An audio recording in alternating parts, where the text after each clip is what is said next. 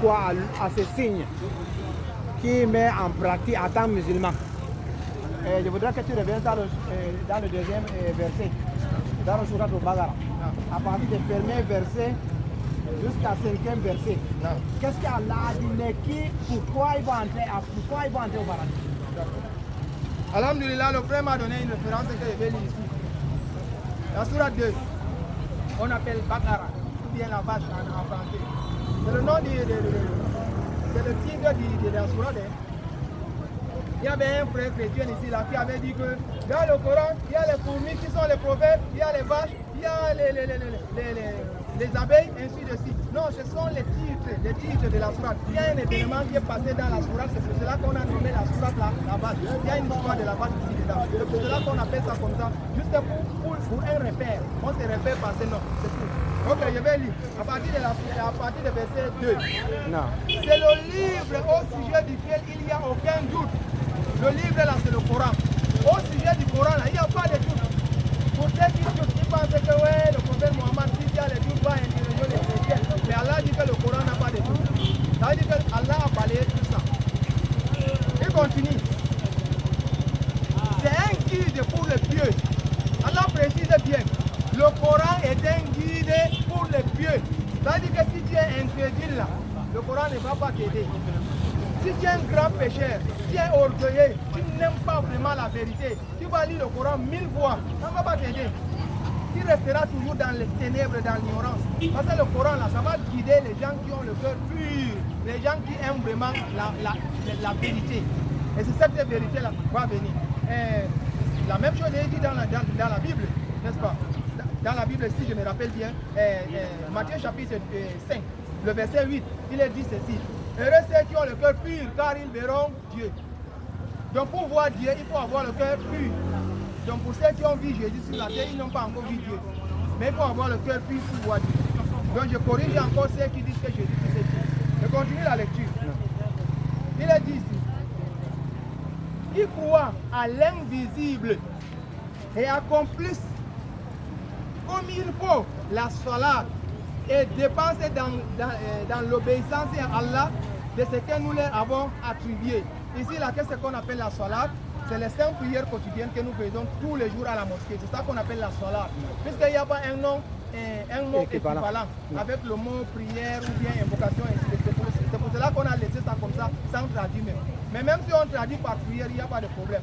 Mais sinon, quand même, ça ne donne pas l'ensemble de ce que nous faisons. Le mot prière est limité, mais le mot salat n'est pas limité, c'est le complet. Donc Allah qualifie déjà les qualités des personnes qui vont aller au paradis là. Donc ce sont les gens là qui vont aller au paradis. Le frère m'a demandé de lire jusqu'à le verset 5, n'est-ce pas? Non. Ok. Le verset 4 dit ceci. Ceux qui croient à ce qui t'a été descendu, toi Mohammed, ce qui t'a été descendu, c'est quoi? C'est le Coran. Et à ce qui a été descendu avant lui, c'est-à-dire avant le Coran là, Allah avait tué descendu quoi? Quel livre? Il y avait la Torah qu'il avait donné à Moïse. Non. Il y avait les sommes qu'il avait donné au prophète David, le père de Salomon. Il y avait aussi l'évangile qu'il avait donné à Jésus-Christ. Quand il dit donner là, ce n'est pas comme prendre un livre comme ça, on te donne. Mais cette connaissance qu'on te donne, c'est ça le livre. Mais maintenant tes disciples viennent écrire ce que tu les as enseignés. C'est ça qui devient maintenant. Donc Allah dit ici que ceux qui croient à nos signes là, voilà les signes d'Allah ici là. Ils ont cru à quelque chose d'invisible. Est-ce que j'ai déjà vu Allah? Non. Est-ce que j'ai déjà vu le paradis? Non. Je n'ai jamais vu l'enfer. Mais je crois au fond de mon cœur que tout ça existe. C'est ça qu'on dit que ceux qui croient à l'invisible et dépensent dans l'aisance, avec ce que Allah les a donnés. Allah t'a doté vraiment de bien. Tu es riche. Mais il ne faut pas oublier les pauvres à côté de toi. C'est pour cela que l'islam est fondé sur 5 piliers. Le troisième pilier de l'islam, c'est quoi? C'est ce qu'on appelle la zakat. Tu es musulman, alors, est-ce que tu es riche? Oui. À partir de 300 000, tu es obligé de sortir 2,% pour aider qui? Pauvre. Les pauvres. Tu es obligé. Ce n'est pas que je fais ça volontairement. Non. L'islam t'impose. En fait, si tu es riche. Et si dans le cas où tu refuses? Si vous voulez vraiment regarder la religion qui pratique l'amour, la droiture, la clarté, la lumière, ce n'est que l'islam. Il n'y a pas deux. Et si tu refuses, qu'est-ce que le Coran dit? Si tu refuses, si tu revises, alors voilà ici là, le verset 5. Ceux qui sont sur, excusez-moi, ceux-là sont sur la bonne chemin, sur le bon chemin de leur Seigneur. Et ce sont eux qui réussissent et dans cette vie et dans la vie future. Ça, c'est les gens qui ont accepté. Le verset 6 maintenant dit quelque chose. Mais certes, les infidèles ne croient pas. Tout ce qu'on va leur dire concernant le Coran là, non, ils ne croient pas. Il dit ceci. Cela est leur égal. Que tu les avertis ou non, ils ne croiront jamais. Parce qu'ils n'ont pas aimé la vérité. Ils n'ont pas aimé la vérité. Maintenant, je rentre dans la sourate que j'ai commencé pour continuer les gens qui ne croient pas. J'ai donné la sourate 43, n'est-ce pas? Je vais directement lire le verset 74. Quant aux criminels, les gens qui ont accepté, les gens qui ont refusé, pardon, les gens qui ont refusé. Quant aux criminels, les gens qui ont refusé de croire, les gens qui n'ont pas accepté Allah comme leur Dieu et Muhammad comme leur prophète et le Coran comme le guide spirituel de leur salut. Celui qui n'a pas accepté ça, celui-là qu'on appelle criminel ici là. Criminel ne veut pas dire que quelqu'un qui tue les gens. Criminel veut dire que quelqu'un qui a tourné le dos à son créateur. Il est criminel. Parce que le plus grand péché, c'est d'adorer un autre Dieu en dehors du véritable Dieu qui a créé le monde. Alors, Allah dit ici, quant aux criminels, ils demeureront éternellement dans le châtiment de l'enfer. Voilà ce qui t'attend, toi qui as refusé. J'ai répondu? Inch'Allah. Ok. Bon, mon frère, tu as parlé de verset où Jésus a annoncé le prophète Mohammed. Pourquoi un chrétien ne vient pas poser ce genre de questions? Moi, j'attends cette question de la bouche d'un chrétien. Voilà la Bible ici. Il y a la Bible. C'est un chrétien qui doit poser les questions des chrétiens. Je vais donc m'empresser. Vous êtes quoi? Vous êtes... Ok, merci. J'aime les chrétiens. J'affirme, j'aime les chrétiens. Bon, nous nous aimons tous. Non, Inch'Allah. Nous nous aimons tous. Peu importe la chapelle. Bon, maintenant je pose la question. Dans la Bible, parce que la Bible est venue 650 ans avant le Coran. Alors, est-ce que le petit frère peut montrer les limites, par exemple, d'une concession au grand frère? Je pense que c'est non.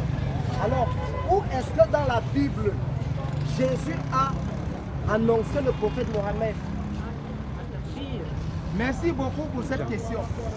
Vous voyez, la question est bien posée. Où Jésus a annoncé le prophète Mohammed dans la Bible?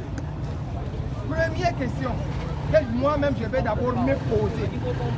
Si maintenant je prends la Bible ici, je vais maintenant l'ouvrir comme ça là, pour chercher là où Jésus-Christ a annoncé le prophète Mohammed. Est-ce que je vais trouver littéralement écrit Mohammed doit venir? Je dis non. Pour être sincère, je dis non. Le nom Mohammed n'est pas écrit dans la Bible. Son nom n'est pas écrit. Mais, est-ce que cela veut dire que Mohammed n'est pas annoncé dans la Bible? La réponse encore est non. Lorsque je prends les 39 livres de l'Ancien Testament, moi je vais simplement trouver le mot Jésus. C'est qu'on écrit avec J-U-S-U-S. Je vais trouver ça dans la Bible, dans l'Ancien Testament. De la Genèse jusqu'à Malachie. Il n'y a pas un seul verset ou un seul mot où on a écrit Jésus. Ça n'existait pas dans l'Ancien Testament. Est-ce que cela veut dire que l'Ancien Testament n'a pas annoncé Jésus? Je dis encore non. La réponse est quoi? L'Ancien Testament a annoncé bel et bien l'avenir de Jésus-Christ. J'affirme. D'ailleurs, même si vous prenez Ésaïe chapitre 61, parle de Jésus. Et Jésus a repris ça dans Luc chapitre 4, le verset 18. Il affirme ça, que c'est de lui que ça parle. Maintenant, est-ce que Jésus a annoncé l'avenir du prophète Mohammed? Oui. Mais malheureusement, les gens qui ont reçu ces livres, après que Jésus est passé, après que tous les disciples de Jésus sont passés, ils ont fait de la Bible ce qu'ils voulaient. Voilà pourquoi on ne trouve pas le nom Mohammed dans la Bible. Voilà pourquoi on ne trouve plus maintenant la prophétie clairement comme ça dans la Bible. Il faut maintenant qu'on essaie d'analyser avant de se la. Maintenant pour cela, je vais prendre directement Jean chapitre 16, à partir du verset 5. Je vais commencer avec le verset 5. On va voir. Est-ce que Jésus-Christ a annoncé le prophète Mohammed? On va commencer d'abord verset 14. Non, il y a même les autres chapitres même que j'ai laissé derrière. Moi, je prends seulement ce qui est pas. Jean 14, verset. Pardon, allons un peu vite, ne prenons pas le temps parce que ça va chauffer. Ça va vraiment chauffer. Allons-y. Ok, je suis dans Jean chapitre 16, le verset 5. Mais maintenant, je m'en vais vers celui qui m'a envoyé. Mais pourtant, aucun de vous ne me demande où t'envoies-tu. Mais parce que je vous ai dit les choses et la tristesse remplie de votre cœur. Toutefois, je vous le dis en vérité, il est avantageux ou bien il est à votre intérêt que je m'en aille. Car si je ne m'en vais pas, l'assistant ne viendra pas vers vous. Et si je veux, si je pars, je vous l'enverrai. À partir d'ici là, nous voyons que Jésus-Christ a annoncé l'assistant qui viendra après lui. Est-ce que le mot assistant, c'est le mot réel, c'est le nom réel de la personne? Ça, c'est selon les traditions. La tradition, si c'est la tradition Monde Nouveau, pour les témoins de Jéhovah, on a employé ça, l'assistant. Lorsque je prends le livre-ci, on a parlé de paraclés. Lorsque je prends le livre-ci, la Bible-ci, on a parlé des consolateurs. Alors en réalité, le nom même exactement en hébreu, c'était quel nom? La vérité est perdue. Pourquoi c'est perdu? On a manipulé comme je viens de dire, on a fait ce qu'on veut. Mais sinon, ça reste à comprendre que Jésus a dit c'est à votre avantage que je pars. Tant que je suis encore là, il ne vient pas. Il s'agit de qui? Voici la question qu'on doit poser. Il s'agit de qui, mon frère? Moi, je dis que c'est le prophète Mohammed qui est donc l'assistant là qui va venir après que je sois. Alors si tu dis non, je t'attends maintenant avec là. Et moi, je dis même non avec un gros point d'exclamation. Voici ce que le verset 13 dit. Parce que quelqu'un d'autre va dire, parce que moi, je vais raisonner en fonction de mon fanatisme. À savoir, je suis musulman, ça veut dire que, comme il est dit, que l'assistant, forcément cet assistant c'est Mohamed. Mais attention, Mohamed est venu 650 ans après Jésus. Avant Mohamed, il y a eu des intervalles, il y a eu Krishna. Quelqu'un d'autre te dira que c'est Krishna qui est annoncé. Quelqu'un d'autre te dira que c'est Mozarien qui est annoncé. Maintenant, vous, à votre tour, vous direz que c'est Mohamed qui est annoncé. Ça, c'est déjà un point de fanatique. Pourquoi je le dis? Je le dis parce que dans le Coran, il est dit que Mohamed est le dernier messager. Or, Dieu n'est pas un Dieu limité, à savoir des temps. Personne ne peut dire que je suis le dernier parce que Dieu opère comme une spirale. C'est-à-dire que ça monte continuellement et ça n'a pas de fin. Déjà, ça veut dire que Dieu n'a pas un dernier prophète. Déjà, pourquoi? Parce que tout être humain est un prophète selon 1 Corinthiens chapitre 14 au verset 3. Pour donc vous dire que ce verset ne parle pas de Mohamed, voici ce qu'il dit. Le consolateur, toujours le verset 13. Quand le consolateur sera venu, l'esprit de vérité, est-ce que Mohamed est un esprit? Non, Mohamed n'est pas un esprit, mais Mohamed a un esprit, c'est différent. Je suis un esprit est différent de j'ai l'esprit. Soyons vrais et arrêtons de manipuler les gens. Je suis un esprit. Ne veut pas dire qu'il est l'esprit, il dit l'esprit de vérité. Il ne dit pas l'homme de vérité. Attention, parce qu'il y a l'esprit de mensonge, il y a l'esprit de vol. C'est des esprits. Il n'a pas dit l'homme de vol. Attention, vous êtes en train de manipuler.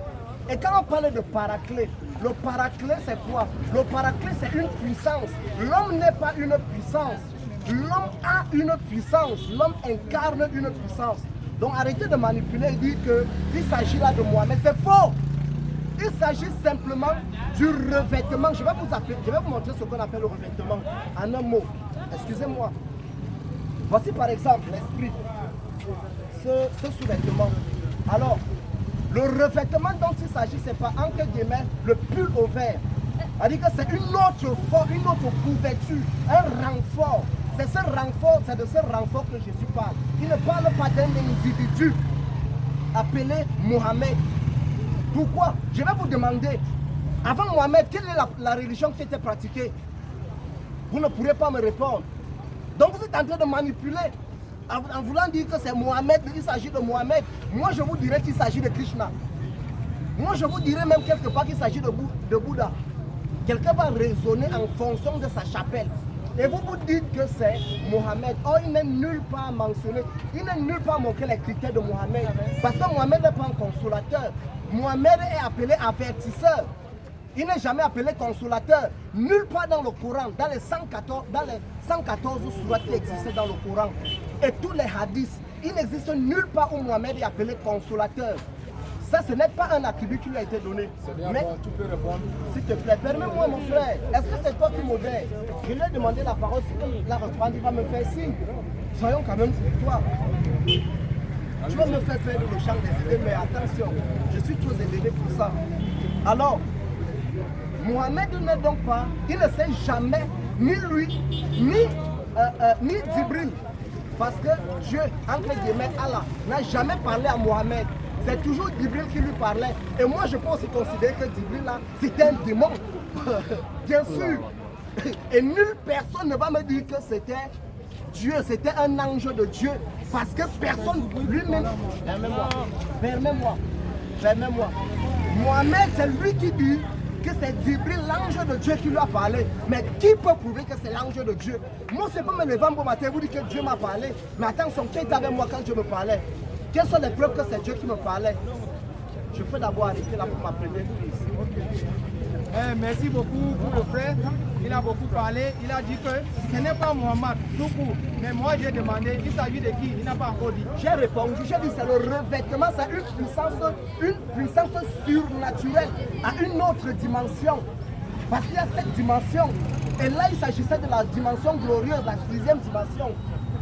La dimension à laquelle Jésus est apparu. Ok, il n'y a pas de problème. Est-ce que nous allons parler avec des preuves à l'appui ou bien on va seulement parler de nos idéologies personnelles?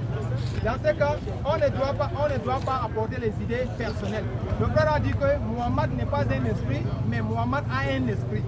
Ok, je vais lire quand même son livre, hein, parce qu'il a dit qu'il est chrétien. Voilà pourquoi je lui ai demandé s'il est chrétien. Je vais lire 1 Jean chapitre 4 à partir du verset 1. Il a dit ceci. Bien-aimés, ne vous fiez pas à tout esprit, mais mettez les esprits à l'épreuve pour savoir s'ils sont de Dieu. Car plusieurs prétendus prophètes sont venus dans le monde. Je vais d'abord m'arrêter sur le verset 1. Ici dans le verset, on nous fait comprendre qu'il ne faut pas avoir foi à tout esprit, mais il faut d'abord éprouver les esprits pour savoir s'ils sont de Dieu. Il s'agit de quel esprit? Ce sont les esprits invisibles ou bien ce sont les esprits physiques et humains. C'est pour cela qu'on a ajouté maintenant, on dit car plusieurs prétendus faux prophètes sont venus dans le monde. Donc, maintenant, le mot esprit en haut fait référence au prophète qui vient ici là en train de parler de Dieu. Ça veut dire que selon la Bible elle-même, les prophètes sont appelés esprits. Je ne sais pas si le frère comprend bien ce que je dis. Je comprends, mais vous êtes en train de détourner le sens du passage. Je ne détourne pas le sens du passage. Je reprends encore. On dit ceci. Bien-aimés, n'ajoutez pas foi à tout esprit. Éprouvez d'abord les esprits. On va éprouver les esprits comment? En posant les questions aux esprits là pour savoir si vraiment ces esprits là viennent de Dieu. Pour éprouver un esprit, oui. est-ce que pour éprouver un esprit là, est-ce que tu dois seulement dormir comme ça là, l'esprit là vient en songe et tu commences à l'éprouver? Non. Il faut éprouver l'esprit en causant avec l'esprit. Et si l'esprit n'est pas physique, tu vas causer avec lui comment? Esprit ici là, il s'agit des prophètes de Dieu. Donc ce sont les prophètes qui vont venir et ils vont séduire les gens en disant qu'on est de Dieu. Pourtant ils ne sont pas de Dieu. Alors maintenant, si il est dit que le consolateur vient, tu as dit que nulle part Mohamed s'est présenté comme un consolateur. Je t'ai dit que le consolateur, c'est selon les traducteurs. Ils ont choisi le mot consolateur ici. Par contre, ici, ce n'est pas le mot consolateur qui est utilisé. Est-ce qu'on est obligé forcément de trouver le mot consolateur dans la Bible de Jérusalem? Non, ce n'est pas le mot consolateur. Voilà une autre Bible que j'ai lue ici. Ce n'est pas le mot consolateur encore qu'on trouve là-bas dedans. On trouve le mot assistant. C'est quelqu'un qui va venir vous assister. Est-ce que le prophète Mohammed est venu en tant qu'assistant? Oui, bien sûr. Beaucoup de versets coraniques que j'ai donnés ici, là, Mohammed est venu pour nous montrer comment on va faire pour avoir le salut. C'est ça l'assistant. Je ne peux pas adorer Dieu sans être à côté de quelqu'un qui va me montrer comment je vais faire. Donc c'est ça qu'on appelle assistant. Je ne sais pas si le frère comprend vraiment le mot assistant, la définition même du mot assistant. Assistant, c'est quelqu'un qui vient t'assister. Si maintenant un chrétien vient maintenant, peut-être tu es bloqué avec certaines choses, et qu'un chrétien vient maintenant te porter ses coups pour t'aider à me donner des arguments pour me convaincre, il t'a assisté. C'est ça. Mais tu voulais faire les définitions que je vais donner. Maintenant, le problème c'est qu'on doit voir le rôle de Mohammed. Est-ce que Mohammed a joué le rôle là? Si tu me dis que Krishna aussi c'est consolateur, ou c'est bouddhiste, ou c'est quoi là, tu me donnes aussi ce qu'ils ont dit par rapport à ces versets.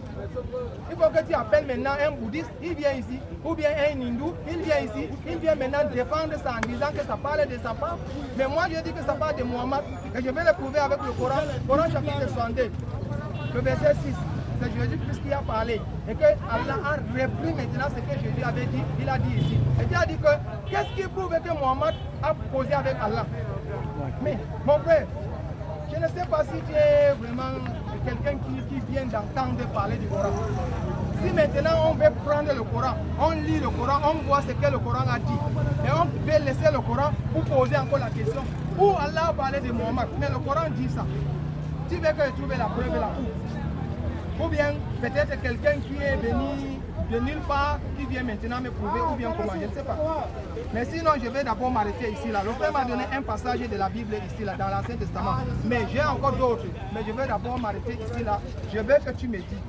Les autres que tu as dit qu'eux-mêmes, ils vont prouver que le consolateur, il s'agit de leur éclat. Tu me donnes ça ici. Là. Est-ce que les bouddhistes ou bien les hindous que tu as cités là, les Krishna là, est-ce qu'ils ont dit que le consolateur là, c'est de leur côté? Ils ont dit, si oui, tu m'apportes ce qu'ils ont dit dans leurs livres. Mais moi, j'ai apporté le Coran. Voilà ça. Je prends le chapitre 62. Je prends ça ici. Je vois ce que Jésus a dit. 62, le verset 6. Ok, je vais prendre le verset 6.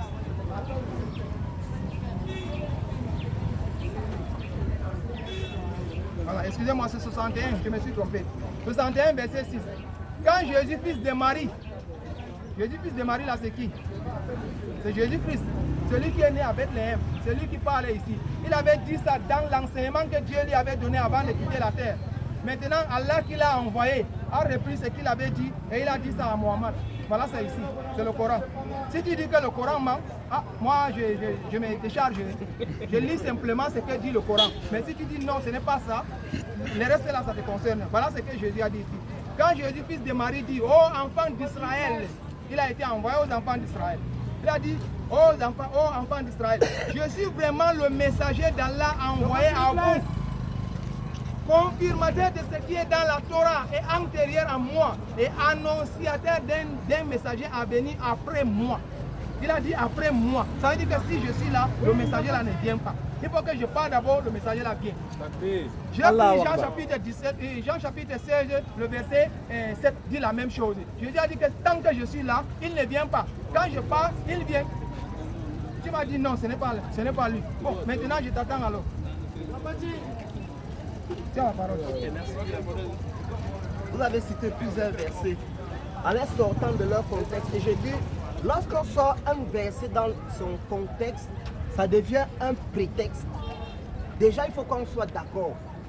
Alors vous dites, Mohamed, Jésus a annoncé Mohamed dans le Coran.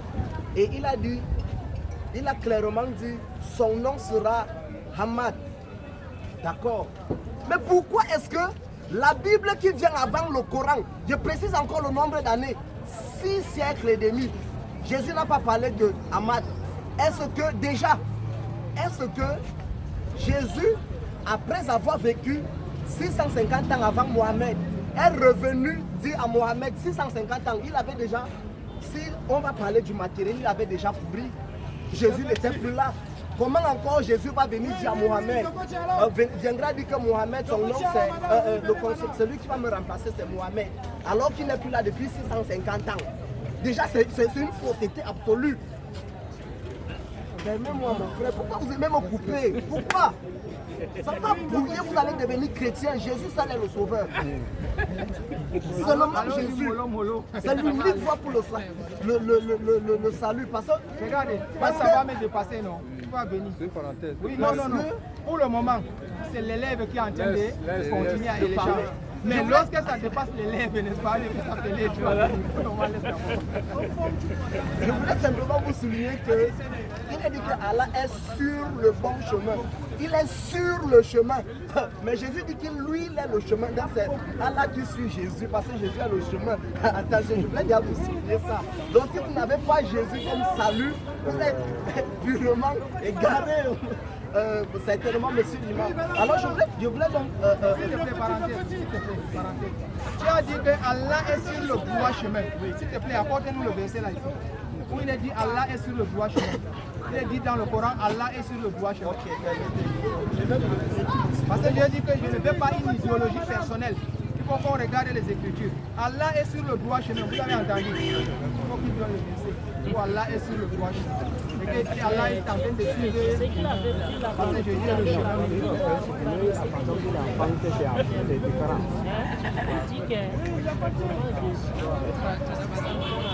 Mes frères, vous êtes là. S'il vous plaît, tous les versets qu'on donne, essayez de noter. Parce que vous allez partir étudier encore après. Parce que ce qu'on fait ici, là, ce n'est pas pour moi seul, ce n'est pas pour lui seul, c'est pour vous aussi. Ça va vous aider. Nous sommes sortis ici dehors pour vous. Sinon, il devait rester à la mosquée. Il ne devait pas venir ici. Parce que le Coran me suffit. Je n'ai même pas besoin de prendre la Bible pour dire que je vais adorer Allah avec la Bible. Le Coran me suffit. Tout concernant l'adoration, c'est dans le Coran. Allah m'a tout parlé dans le Coran. Si c'est pour l'adorer. Je n'ai pas besoin d'un autre livre qui va compléter ma foi, qui va m'amener vers la droiture. Le Coran m'a déjà mis sur le droit chemin. Mais nous sommes venus ici pour aider aussi ceux qui n'ont pas ce droit chemin. Et ils vont aussi se retrouver dans le droit chemin. Le but pour lequel nous sommes ici là. Et je répète encore, la seule et unique voie du salut de l'humanité, c'est ici dans le Coran, nulle part ailleurs. Je suis en face de moi un chrétien. Je suis en face de moi un chrétien. Il va prouver le contraire aujourd'hui là.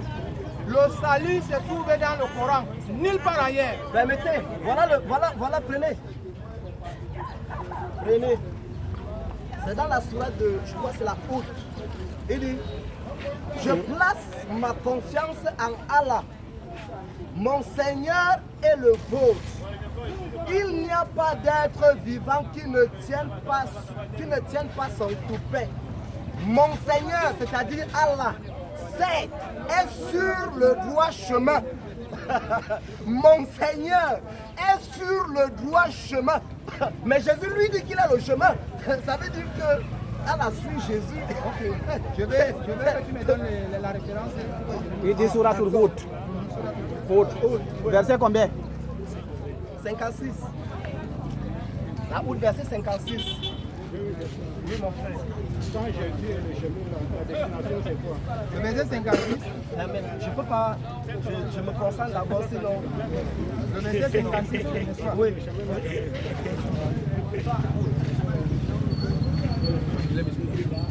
Je place ma confiance en Allah, mon Seigneur et le vôtre. Il n'y a pas d'être vivant qui ne tient pas son tout. Mon Seigneur, certes, est sur un droit chemin.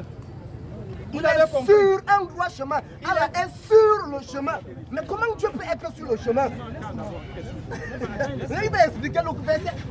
Le Coran dit que nul ne peut expliquer le Coran parce qu'il est clair. Il est clair, les versets sont clairs. C'est dans la sourate 39. Il a dit que le Coran est clair, il n'y a rien de... Tout est détaillé. Mais vous avez dit qu'il explique quoi? Il explique le Coran. Le Coran s'est déjà expliqué. Il dit que c'est une certitude. C'est le superlatif de la confiance. Jésus est tout ce qui... Est-ce que tu peux me laisser quand même la parole? Bon, c'est moi qui avais la parole. Jésus est tout ce Il faut que tu attends, il t'explique le verset. Monsieur, Jésus qui Il a dit d'abord quelque chose. Non pas la table.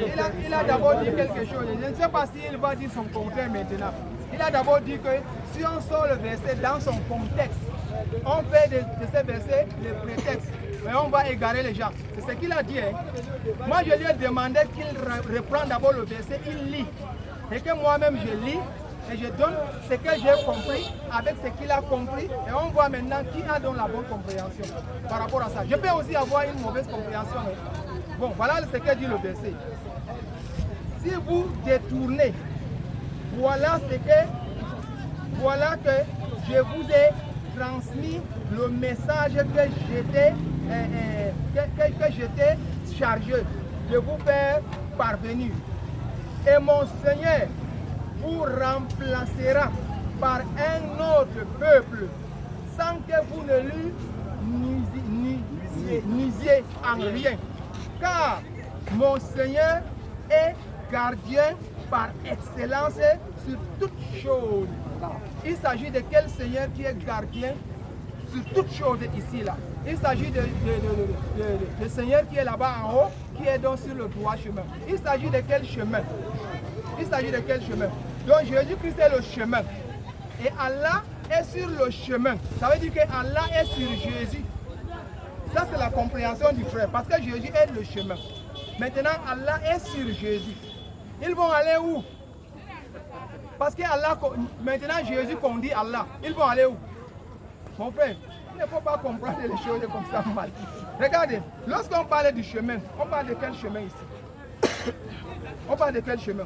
Le chemin de la rectitude, le chemin de la vérité, le chemin de la réussite. Et qui a ce chemin? Ça c'est la question qu'on doit poser. Qui a ce chemin-là? Le chemin n'est autre que le chemin du véritable créateur Dieu. Alors, Allah s'est présenté dans le Coran en tant que qui? Non, mon frère, si tu es honnête, tu réponds d'abord, Allah s'est présenté dans le Coran en tant que qui? Puisque Allah, maintenant tu es dans le Coran. Je vous réponds. Oui, tu me réponds. Allah est qui d'abord dans le Coran? Ah, il est qui? Ok. Oui. Allah déjà ne s'est pas présenté, n'a pas une seule figure dans le Coran. Déjà. Il a plusieurs attributs. À savoir environ 99, je crois bien. Parmi lesquels, il est même un Dieu qui prie. C'est-à-dire qu'il est un Dieu qui prie. Et il est même un Dieu orgueilleux. Voilà, ça c'est ses attributs. Ça veut dire qu'il ne s'est pas seulement présenté comme créateur. Donc il ne faut pas déjà essayer de tromper les gens comme vous dites que Allah est le créateur. Non, il faut aussi dire que Allah est orgueilleux. N'oubliez pas de mentionner ça. Et il vous dit qu'il est sur le chemin. Oh, quand on dit que, quand Jésus dit je suis le chemin, être le chemin c'est quoi? C'est être les principes.